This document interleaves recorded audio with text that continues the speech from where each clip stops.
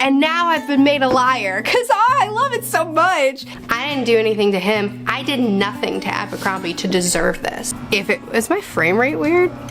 Feels weird. Is this coherent? No. Cool. Oh man. Oh man.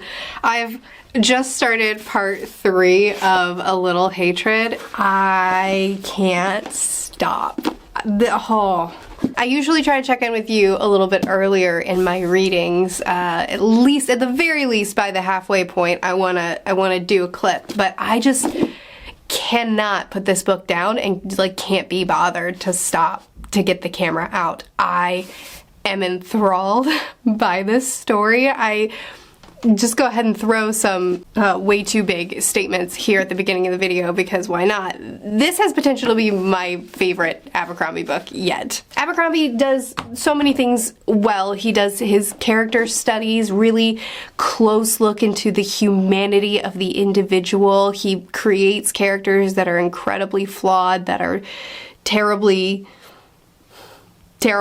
that you just love to follow, that you want to spend more time with, and you want to see what their story is going to be because they're so real. They just exist. Like, they're just real people and you're invested in them, and while you would never agree with them and probably never like to know them in real life, you can't stop reading about them. His character work, I think, is just near impossible to top. One of the best character authors I've ever read, which is why he's one of my top authors. But like also the way he's weaving, now I have a terrible memory. We're gonna throw that out there. Just a nice little reminder, my memory's real bad. But even with my awful memory, I'm still able to acknowledge the way he's weaving past books into this. This is the start of a new trilogy, and technically, according to Joe himself, you can start here. You don't have to begin with the other books. And having read 300 pages, I would agree. I think that it's totally doable. Should you? I mean, if you want to get the most out of the book, probably not. Because the way he's weaving past events in this world, this takes place in the same world, the First Law world, the way he's weaving past events into this story so that everything that's happened previous matters and has affected the world. He's, even in little ways, is phenomenal. This is a next generation story. We're taking some of our favorite characters from previous stories and like this is their kin. This is what the rest of them are up to, which is a good way to ruin a book. You know, like when a series is done and then the author waits a really long time and then says, you know what, wait a second, I can milk this more. That's always a bad choice. Don't do that, like ever. I don't think I've ever read a series where that has happened, where like the series ended, it came to a close, there was a period at the end of that sentence, and then years and years and years and years later, the author says, I have another idea. Like, no, just start a new series. I've never read that and liked it, and now I've been made a liar, because I love it so much. He's doing such a good job of taking this next generation and bringing back characters that I'm thrilled to see, but then introducing me to their children, and they're just as amazing to follow, but then also bringing in new characters so that it's not just that next generation thing. Like, we're bringing in new people, too, that are fitting in perfectly with the rest, and it's just like, so you've got, I mean, you never really need to talk about, at least I never really need to talk about a plot for Abercrombie, because while it's always there, it's never the most important thing. It's always the characters and the character study and the very, very subtle social commentary that Abercrombie brings into his books. That's his good stuff. But this plot is really good too. And I've read a couple books, both The Heroes and Red Country. I would say the plot is, you know, fine, but like, not getting me so much. It's the characters that carried those books. But with this one, this destitute world in this industrialized time where, you know, people are suffering and getting poorer and getting what little they had taken away from them, and the uprisings and the discontent and then the royalty and their bid for power and like all these things. And then no, it's so There's these two regions, these two sections, the North and the Union, that were these two sections that we're following, and then all the people within them and the ways that they're connected, and like they're on a crash course collision. Like I'm loving everything. Is this coherent? No? Cool. I'm loving this book. It's so good. It's so good. And yeah, that's all. I guess that's all I have to say. This is excellent. I don't think I have a single complaint about it, actually. So this is gonna make the best books of the year. Unless he completely fumbles the ending, he doesn't have to do anything more for this to make the best books of the year. So I'm really not surprised, but I am surprised that I think we'll see. Calm down. Calm down. I've been burned before. I've said that I am obsessed with a book and then finished the book and then said, never mind, I don't want to talk about it anymore. Abercrombie won't do that to me. We'll see.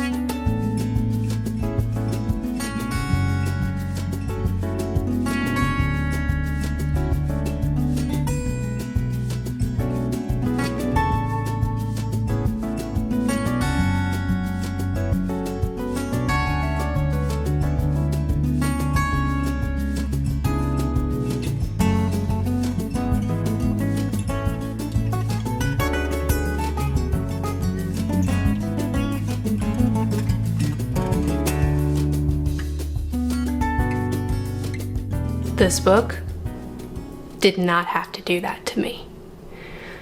This is easily one of the best things that I've read this year. Holy cow. One of the top best things that I've read this year. I couldn't put it down. I'm sad that it's over. I'd like to just dive into book 2 right now, but I'll keep my schedule, but it will be read in January, I think. Book 2 will, I think. It's Abercrombie, so anything can happen. Nobody's safe. Nothing is safe. Nothing is sacred here. But there were a couple of blows. There were a couple of things at the end that I was very invested in, and he didn't have to do that to me. I didn't do anything to him. I did nothing to Abercrombie to deserve this.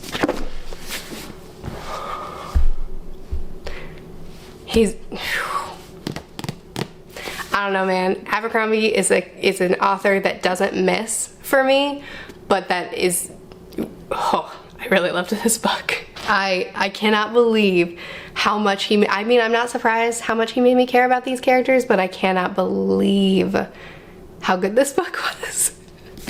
Oh man, book two. It's gonna be read real quick because this was one of the best things I've read this year. Easy. Holy cow. I'm supposed to now read Malazan. I just said I'm gonna keep my TBR, didn't I? I've disrupted my TBR. So there's this book called The Endurance that just like, as soon as I realized it existed, I had to have it. My library has it, so I'm listening to it on audiobook. It follows Ernest Shackleton and his crew as they attempt to cross the Antarctic, and it is known as one of the most impossible survival stories ever. It's bleak. The things that these men have endured is incredible. Their ability to keep a positive attitude and like find moments of camaraderie and happiness and celebrating in the good things, even when around every corner bad things are happening, and their resolve whenever yet another thing comes up.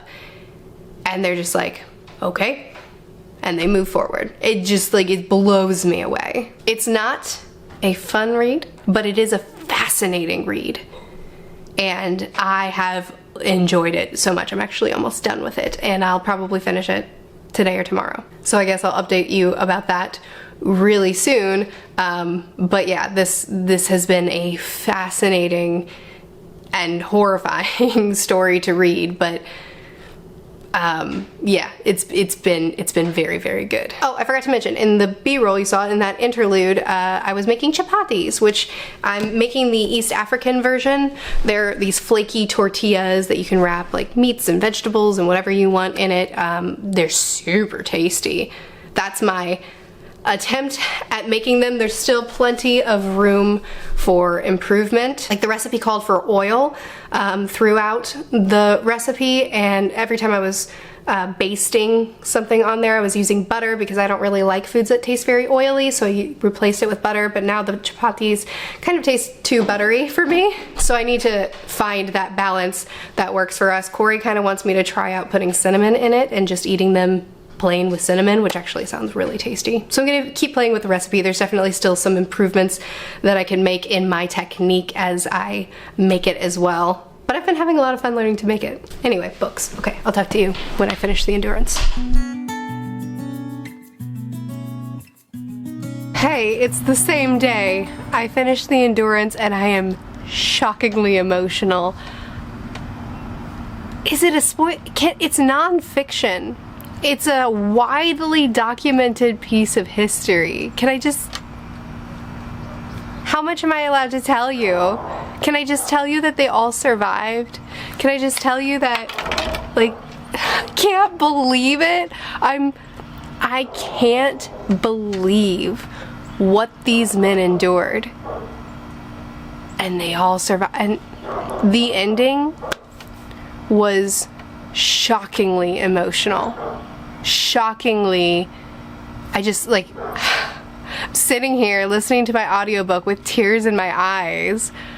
I can't believe how invested I was. I mean, like, because I knew it was real people, I'm just amazed. If I read this as fiction, I would say you're gonna have to suspend your disbelief what these men went through, and the luck that they had at times, like the things that they were able to do, the things that they were able to survive. I would say you'd have to suspend your disbelief if it... Is my frame rate weird? Feels weird. If this were fiction. But it's non-fiction. This is heavily documented. They kept journals. They took pictures. Honestly, what a story. What an emotion. What an emotional... The lines that it ended on.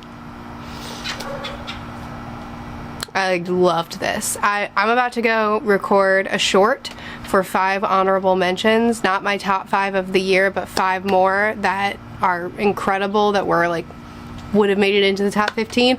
I'm gonna have to bump something for this book. It's gonna be in the list. Just amazing. Whew. I'm not going to update you on The Climber, which is the manga that I've been reading. I haven't read very much of it this week. I've been completely enamored by A Little Hatred and the Endurance, and I just haven't been reading it. So I promise to read more next week, and I'll give you an update next week. I'll probably be starting Yona of the Dawn next week as well, so you'll get some manga updates if that's what you're invested in. You'll get some manga updates next week. This week, these 2 books have consumed my time. And then I'm also, on top of continuing The Climber and starting Yona of the Dawn, I'm also next week going to be starting book 4 of the Malazan series. And I have a couple of novellas that I have kind of set aside as like little breaks if Malazan gets a little bit intense and I need a second to breathe. You know, a quick 100-page novella that I can read as a palate cleanser and then get back into Malazan may occur, but Malazan is what I'm going to dedicate the last week of this year to. It will not be read within a week, but hopefully I'll get a good chunk into it, and that's what we'll be talking about that as well next week. I don't know, I've read a lot of intense books back to back. Is it a good idea to go from A Little Hatred to The Endurance to Malazan? Oh no. Well, I've committed. Anyway, I hope you've had a wonderful reading week. I've had a wonderful reading week. What a way to end my year, right? Whew. Alright, I hope you're having an awesome time. It's good to see you.